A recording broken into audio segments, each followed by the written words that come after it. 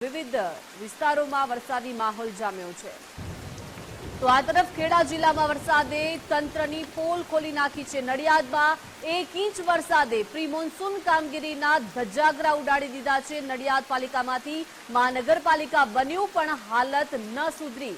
નડિયાદ શહેર પૂર્વ અને પશ્ચિમ બે ભાગમાં વહેંચાયું છે। શ્રેયસ ગરનાળા, ખોડિયાર ગરનાળામાં વરસાદી પાણી ભરાઈ ગયા છે। વૈશાલી ગરનાળામાં પણ વરસાદી પાણી ભરાઈ ગયા છે।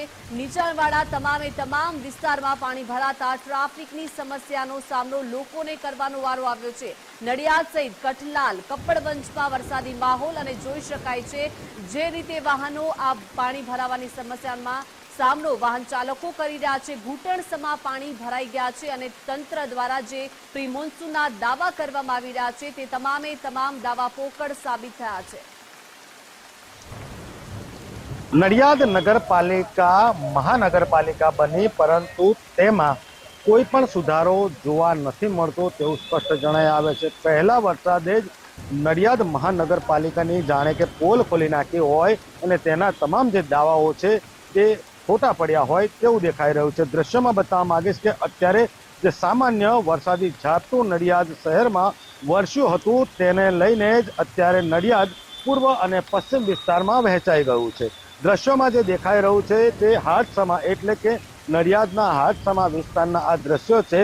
દેસાઈ બગાના જ્યાં આગાડી આ જે બે રિક્ષા ફસાયેલી દેખાય છે તેની પેલી તરફ તમામ જે મોટી હોસ્પિટલો છે નડિયાદની તે આવેલી છે। આ હોસ્પિટલોમાં કેટલાય જે દર્દીઓ છે તેમને અહીંયા આગળ સારવાર માટે દાખલ કરવામાં આવે છે અને તેના સગા સંબંધીઓ પણ જે વાહનો લઈને આવ્યા હતા તે પણ પાણીમાં ગરકાવ થઈ ગયો છે। અને અત્યારની જો વાત કરવામાં આવે તો જે વરસાદ વરસવાના કારણે ખાસ કરીને નીચાણવાળા વિસ્તાર છે તેમાં પાણી ભરાઈ જવાની આ ઘટના સામે આવી છે।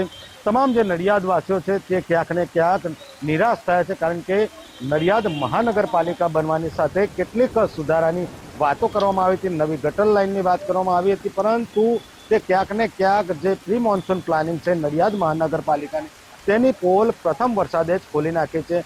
હાલ હવામાન વિભાગ દ્વારા ઓરેન્જ એલર્ટની આગાહી કરવામાં આવી છે અને અત્યારે માત્ર વરસાદી ઝાપટું છે, પરંતુ જે એલર્ટ હવામાન વિભાગે આપ્યું છે તે મુજબ જો વરસાદ વરસશે તો ચોક્કસથી નડિયાદમાં બોટ લઈને ફરવાની પરિસ્થિતિ ઊભી થાય તો નવાય નહીં।